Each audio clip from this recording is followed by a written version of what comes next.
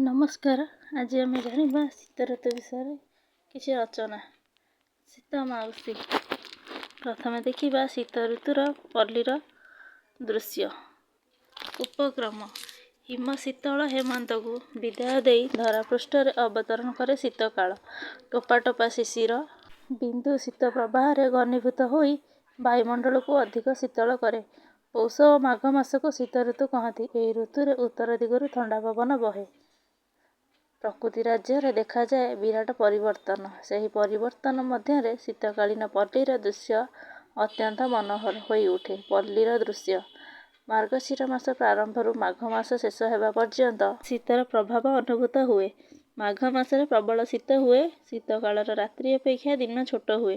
ପ୍ରାତଃ କାଳରେ ସୂର୍ଯ୍ୟୋଦୟ ବିଳମ୍ବିତ ହୁଏ। ସକାଳେ ଦୁବଘାସ ଉପରେ ଶିଶିର ବିନ୍ଦୁ ପଡ଼ି ମୁକ୍ତା ଭଳି ଶୋଭା ପାଏ।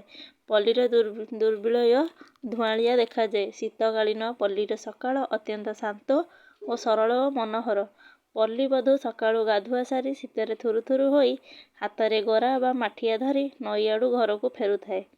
ତା ହାତରେ ଝୋଟି ଚିତାର ପଲ୍ଲୀ ଅଗଣା ମନୋହର ଦିଶୁଥାଏ। ମନ୍ଦିରର ସକାଳ ଆଳତି ଘଣ୍ଟା ଧ୍ୱନି ପଲ୍ଲୀବାସୀଙ୍କ ମନରେ ଭକ୍ତିଭାବ ଜାଗ୍ରତ କରୁଥାଏ। ଛୋଟ ଛୋଟ ପିଲାମାନେ ମା କୋଳ ଛାଡ଼ିବା ପାଇଁ ରାଜି ହୁଅନ୍ତି ନାହିଁ। ଶୀତ କଷ୍ଟରୁ ରକ୍ଷା ପାଇବା ପାଇଁ ବୁଢ଼ାବୁଢ଼ୀମାନେ ଗାଁ ଦାଣ୍ଡରେ ନିଆଁ ଜାଳି ନିଆଁ ପୁଇଁ ଥାଆନ୍ତି। ଚଦର ଘୋଡ଼ାଇ ହୋଇ କେତେକ ଲୋକ ଦାଣ୍ଡ ପିଣ୍ଡାରେ ବସି ଖୁସି ଗପରେ ମଜି କରୁଥାନ୍ତି। ହାଡ଼ଭଙ୍ଗା ଶୀତକୁ ଖାତିର ନ କରି ଚଷାପୁଅ ଦାଆ ଧରି ଗୀତ ଗାଇ ହଳଦୀ ଗୁରୁଗୁରୁ ସୁନା କ୍ଷେତକୁ କାଟିବାକୁ ଯାଉଥାଏ। ଶୀତକାଳର ମଧ୍ୟାହ୍ନ ସୂର୍ଯ୍ୟକିରଣ ପ୍ରଚଣ୍ଡ ହେଲେ ମଧ୍ୟ କୃଷକ ସୂର୍ଯ୍ୟକୁ ସ୍ୱାଗତ ଜଣାଇ ଫସଲ କାଟିବାରେ ଲାଗି ଯାଇଥାଏ। ଶୀତ ଋତୁରେ ଫସଲ। ଏହି ଋତୁରେ ପଲ୍ଲୀବାସୀ ବାଡ଼ି ବଗିଚାରେ ବହୁ ପ୍ରକାରର ପନିପରିବା ଲଗାଇଥାନ୍ତି। ମୂଳା, ଶାଗ, ଆଳୁ, ପିଆଜ, କୋବି, ଶିମ୍ବ, ରସୁଣ, ମଟର ବିନ୍, ଛୁଇଁ ପ୍ରଚୁର ପରିମାଣରେ ମିଳେ।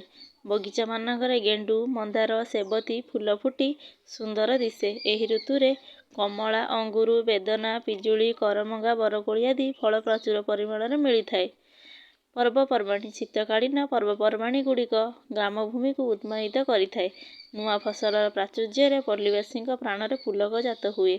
ଶାମ୍ବ ଦଶମୀ, ଧନୁ ସଂକ୍ରାନ୍ତି, ମକର ସଂକ୍ରାନ୍ତି ଆଦି ପର୍ବରେ ଘରେ ଘରେ କ୍ଷୀରି ପୁରୀ ପିଠାପଣାର କେତେ କ'ଣ ବ୍ୟବସ୍ଥା ହୁଏ। ସରସ୍ୱତୀ ପୂଜାରେ ପିଲାମାନେ ନୂଆ ବସ୍ତ୍ର ପିନ୍ଧି ସତେ ଯେପରି ପଲ୍ଲୀ ଜୀବନର ପୂର୍ଣ୍ଣତା ଓ ଉଲ୍ଲାସ ପରିପ୍ରକାଶ କରନ୍ତି। ଉପସଂହାର। ଶୀତ ଋତୁ ସ୍ୱାସ୍ଥ୍ୟ ପକ୍ଷେ ହିତକର।